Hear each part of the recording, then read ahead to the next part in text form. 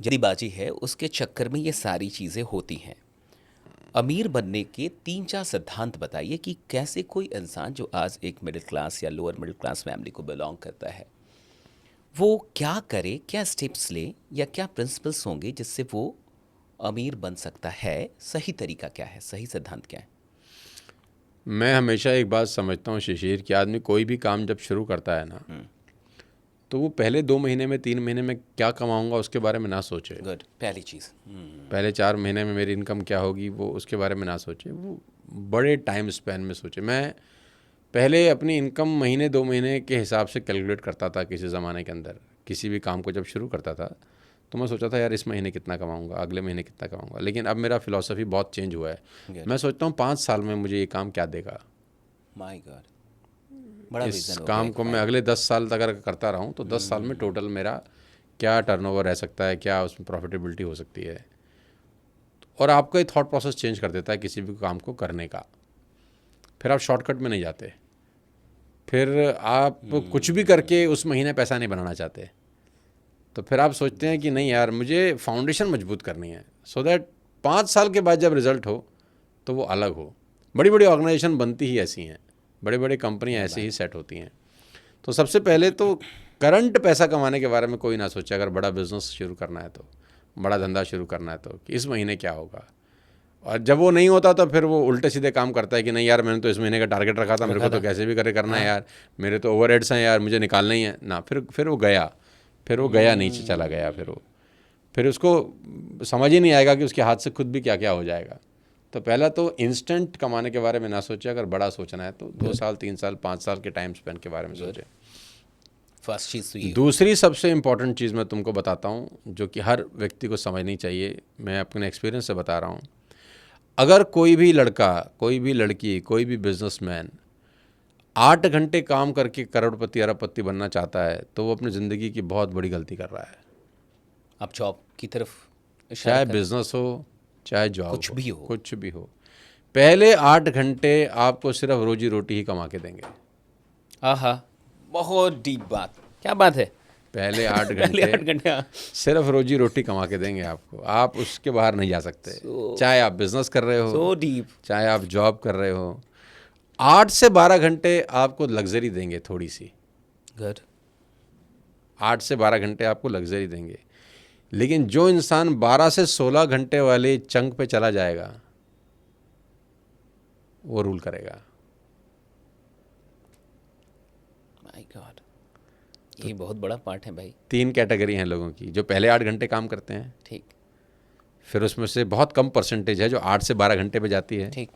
फिर उसमें से कम परसेंटेज है जो 12 से 16 घंटे पे जाती है। तो जो थर्ड कैटेगरी है ना, जो 12 से 16 घंटे वाली है, ये रूल करते हैं पूरी दुनिया को। तो be in the third category. Don't work for 8 hours. 8, अब कुछ लोग बोलते हैं क्वालिटी, कुछ लोग बोलते हैं टाइम।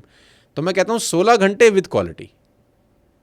खाली 16 घंटे बेमने से काम कर रहे हैं तब भी काम नहीं होगा। 16 क्या 16,000 घंटे काम कर लो तब भी नहीं होगा। कैसे संभव जो है? काम आप कर रहे हो उसमें आपका मन लगना चाहिए, गुड। उसमें आपका इंटरेस्ट है कि नहीं है, लेकिन मन से करना चाहिए आप उसको। हमारे पिताजी बोलते थे कि बेटा तू जूता पॉलिश करने वाला बनना, लेकिन ऐसा बनना कि तेरे शहर में तुझसे बेटर जूता पॉलिश कोई ना करे। क्या बात है।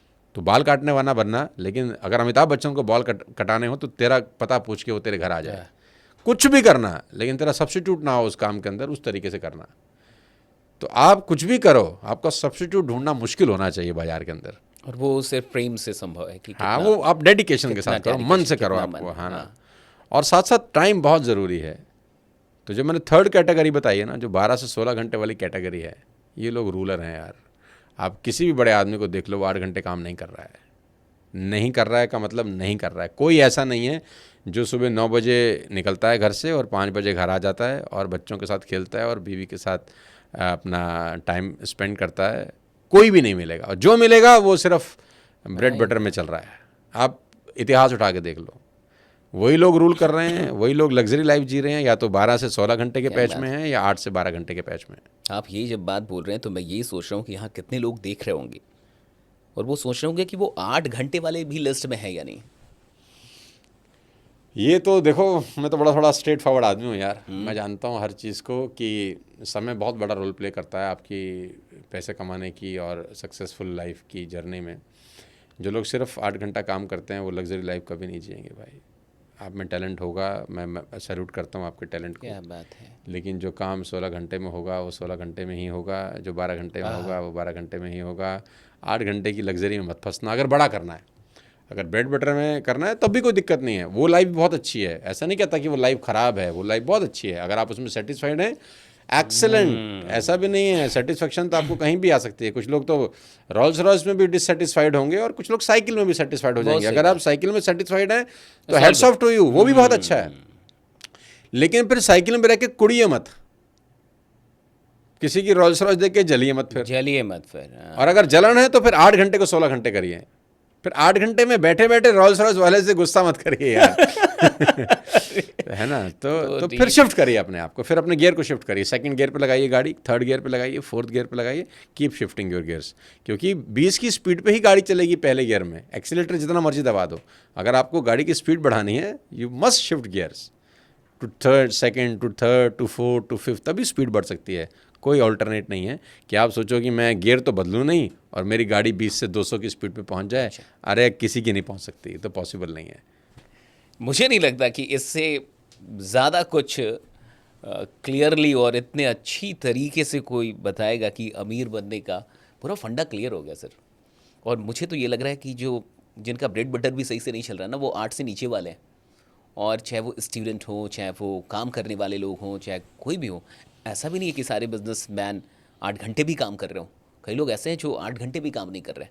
और अब मैं समझ पा रहा हूँ कि रूलर कौन है, वो 16 आवर्स वाले लोग। 12 से 16 घंटे। यानी अब नारायण मूर्ति वाली जो विचारधारा है कि उनकी, नहीं, मैं नारायण मूर्ति जी की बहुत रिगार्ड करता हूँ, बहुत रिस्पेक्ट करता हूँ। उन्होंने 5 डेज वीक को खारिज कर दिया था। हाँ, खारिज किया था। हाँ, खारिज किया था। उनका कहना था कि वो शायद ज़्यादा था, मतलब वो 7 डेज़ का काफ़ी ज़्यादा। देखो, मुझे लगता है उनको ना मिसअंडरस्टूड भी किया है शायद बहुत लोगों ने। वो ये चाह रहे थे कि डेवलपिंग इकोनॉमी में हमको ज़्यादा काम करना। हाँ, मेरे को लग रहा है उनको मिसअंडरस्टूड भी किया है। वो चाह रहे थे कि यार हम लोग डेवलपिंग इकोनॉमी हैं, हम लोग इतना ग्रो नहीं कर पा रहे, अभी हम छुट्टी लेने के बारे में कैसे सोच सकते हैं। मुझे लग रहा है शायद उनका कहने का मतलब ये रहा होगा। लेकिन लोगों ने बोला कि नहीं यार, यहाँ तो हमको तो छुट्टी चाहिए, खूब काम करवा रहे हैं यार, है ना। यार जब आपकी 70-80% जनता आज भी ऐसी है जो 2 टाइम का खाना नहीं खा पा रही, आपको छुट्टी कैसे अलाउड हो सकती है? मैं तो उस दिशा में सोचने वाला आदमी हूँ यार। और आपको तो उनका भी काम कर लेना चाहिए जो अपना काम ठीक से नहीं कर पा रहे। तो मैं उस दिशा में सोच रहा हूँ कि आज भी 70-80 करोड़ लोग ऐसे हैं जो शायद 2 टाइम का खाना नहीं खा पाते होंगे प्रॉपरली, जिनके पास न्यूट्रिशन फूड नहीं होता होगा। सरकार देती है ना उनको, राशन देती है, तो इसका मतलब वो अपने से कैपेबल नहीं है ना। तो हमको ज़्यादा काम करने की ज़रूरत है। कभी कभी तो ना सूर्य को तो जलना ही पड़ता है दुनिया को रोशनी देने के लिए। अगर आप सोचो कि नहीं यार, मैं तो 5 घंटे के बाद काम करूं, घर आ जाऊं, मूवी देखने चला जाऊं, मेरी लाइफ है, इट्स माय लाइफ टाइप। तो नेशन की प्रति भी जिम्मेदारियां हैं आपकी, कुछ कंट्री के प्रति भी जिम्मेदारियां हैं आपकी कुछ। तो हमको ज़्यादा काम करना चाहिए। और शायद उन लोगों के लिए भी जो सक्षम नहीं है काम करने के लिए। किसी के साथ कोई कहानी है, किसी के साथ कोई कहानी है। मैं जब छोटा था मुझे अच्छे से याद है, मैं कॉलेज से जब पास आउट हुआ शिशीष, तो मुझे एक बात बहुत अच्छे से समझ में आ गई थी कि मुझे ये बात बिल्कुल क्लियर थी कि किसी एक को घर में कुर्बान होना पड़ेगा ताकि पूरे घर वालों की ज़िंदगी अच्छी हो सके। बिल्कुल क्लियर था मुझे। तो मुझे लगा वो आदमी मैं ही क्यों ना बनूं। किसी एक को तो जलना ही पड़ेगा यार, ताकि बाकी सब लोगों का लाइफ में रोशनी हो सके। एक को जलना पड़ेगा। तो मैंने बोला यार इधर उधर काहे को घूमे, फिर एक हम ही बनते हैं। हम जलते हैं यार, हम अपने आप को कुर्बान करते हैं, 18-20 घंटे मेहनत करते हैं, जितनी कर सकते हैं कर, रगड़ते हैं अपने आप को। हमारी फिर पर्सनल लाइफ ख़त्म हो जाएगी, जानता हूँ। हो सकता है हेल्थ भी ख़त्म हो जाए, हो सकता है दोस्ती छूट जाए, हॉबीज़ छूट जाएँ। तो मैंने सब छोड़ दिया, खुद को डेडिकेट कर दिया कि ना सूर्य से काम है यार, वो जलेगा ही, नहीं तो कोई सेकंड ऑप्शन नहीं है। सेक्रीफाइस का कोई ऑप्शन नहीं है। लेकिन उसका फ़ायदा क्या हुआ? उसका फ़ायदा ये हुआ कि जो फैमिली है वो सेफ सिक्योर हुई, या जो दोस्त हैं या जो हमारे जानने वाले हैं उनके लिए हम कुछ अच्छा कर सके। नेशन के लिए कुछ कर पाए कि नहीं कर पाए पता नहीं, कम्युनिटी के लिए कुछ अच्छा योगदान दे। मतलब असट है कि नहीं है देश के लिए, लाइबिलिटी तो नहीं है कम से कम। नहीं, कुछ लोग तो ना, कुछ लोग असट नहीं है, लाइबिलिटी है। तो मैं कहता हूँ असट है कि नहीं है, कम से कम लाइबिलिटी तो नहीं है देश में। मतलब धरती माता हमको बोझ तो नहीं समझती होगी। कॉर्पोरेट ट्रेडिंग में आप आए, वहाँ से फिर निकल के फिर आप रियल एस्टेट के भी एक कमाल के एक्सपर्ट हैं। आपने रियल एस्टेट में भी